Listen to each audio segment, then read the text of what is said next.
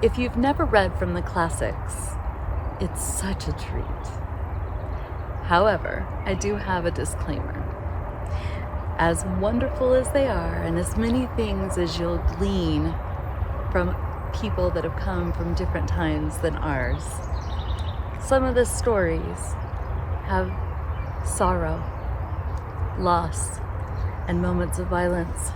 They reflect the world as our ancestors understood it, flawed, beautiful, and full of lessons. We're not here to judge them, but to listen for the wisdom they carried. And with that, we're going to read one of Thomas Bulfinch's Age of Fable stories about Cupid and Psyche. A certain king had 3 daughters. This seems to be one of the latest fables of the Greek mythology. It has not been found earlier than the close of the 2nd century of the Christian era. It bears marks of the higher religious notions of that time. The 2 elder were charming girls, but the beauty of the youngest was so wonderful that language is too poor to express its due praise. The fame of her beauty was so great that strangers from neighboring countries came in crowds to enjoy the sight and look on her with amazement, paying her that homage which is due only to Venus herself. In fact, Venus found her altars deserted, while men turned their devotion to this young virgin. As she passed along, the people sang her praises and strewed her way with chaplets and flowers. This perversion to a mortal of the homage due only to the immortal powers gave great offense to the real Venus. Shaking her ambrosial locks with indignation, she exclaimed, "Am I then to be eclipsed in my honors by a mortal girl?" In vain, then, did the royal shepherd, whose judgment was approved by Jove himself, give me the palm of beauty over my illustrious rivals, Pallas and June. But she shall not so quietly usurp my honors. I will give her cause to repent of so unlawful of beauty. Thereupon she calls her winged son, Cupid, mischievous enough in his own nature, and rouses and provokes him yet more by her complaints. She points out Psyche to him and says, "My dear son, punish the contemptuous beauty. Give thy mother a revenge as sweet as her injuries are great. Infuse into the bosom of that haughty girl a passion for some low, mean, unworthy being, so that she may reap a mortification as great as her present exaltation and triumph." Cupid prepared to obey the commands of his mother. There are 2 fountains in Venus's garden, one of sweet waters, the other of bitter. Cupid filled 2 amber vases, one from each fountain, and suspended them from the top of his quiver. Hastened to the chamber of Psyche.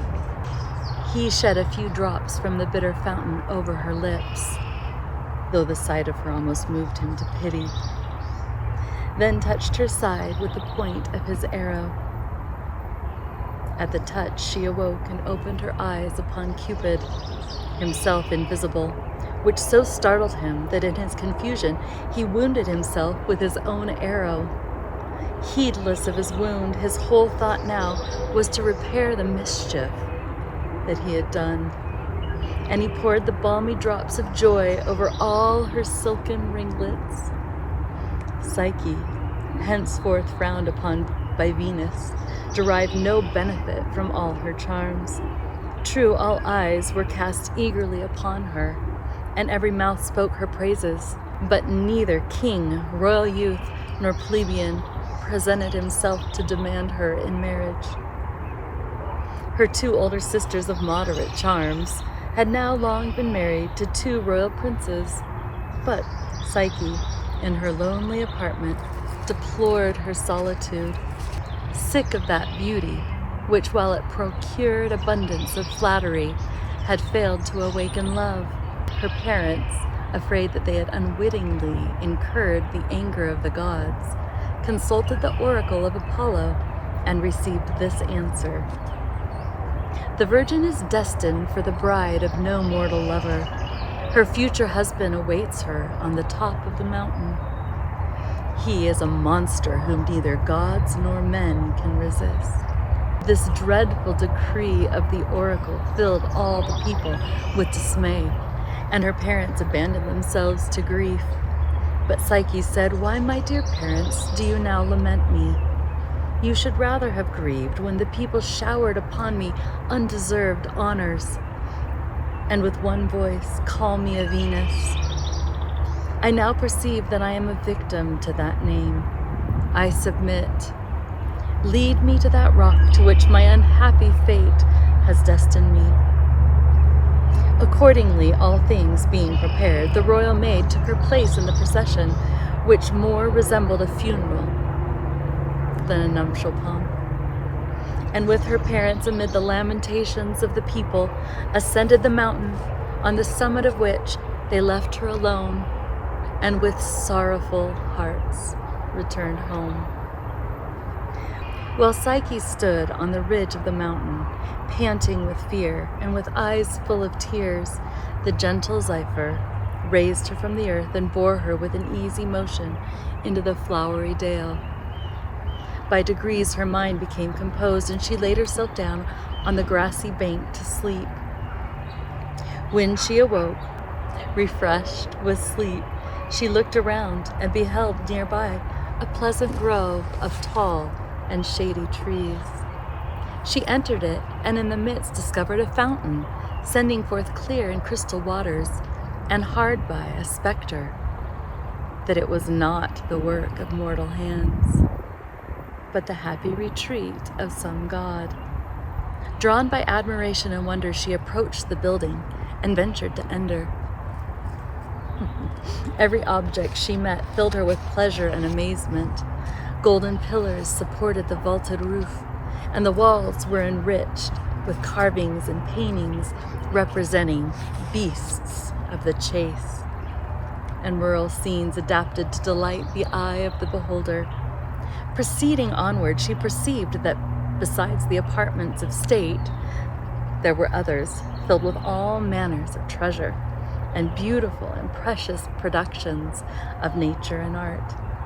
While her eyes were thus occupied, a voice addressed her, though she saw no one uttering these words. "Sovereign lady, all that you see is yours. We whose voices you hear are your servants, and shall obey all your commands with your utmost care and diligence. Retire therefore to your chamber and repose on your bed of down, and when you see fit, repair to a bath. Supper will await you in the adjoining alcove when it pleases you to take your seat there." Psyche gave ear to the admonitions of her vocal attendants, and after repose and the refreshment of the bath, seated herself in the alcove, where a table immediately presented itself, without any visible aid from waiters or servants, and covered with the greatest delicacies of food and the most nectareous of wines. Her ears, too, were feasted with music from invisible performers, of whom one sang, another played on the lute, and all closed in the wonderful harmony of a full chorus. She had not yet seen her destined husband. He came only in the hours of darkness and fled before the dawn of morning. But his accents were full of love and inspired a like passion in her. She often begged him to stay and let her behold him, but he would not consent.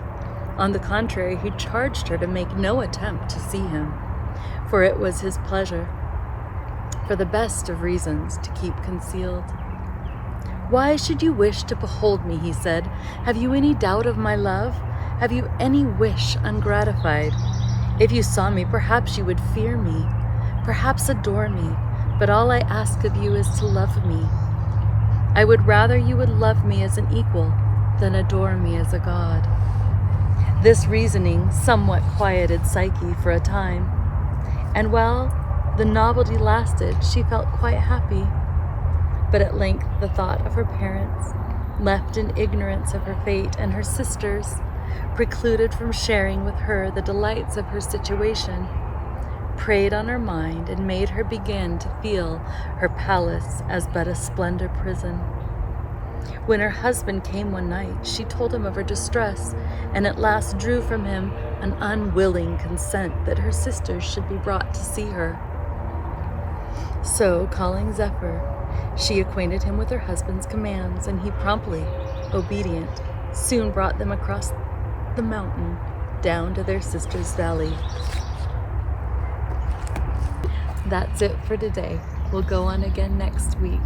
Until then, just as the forests, mountains, lakes, rivers, and sea roads call me home, so do the stories of old, and the stories that live in my ancient soul. Welcome to Soulless Baja, Scots Gaelic for Light of Life. Welcome to the stories that bring us home.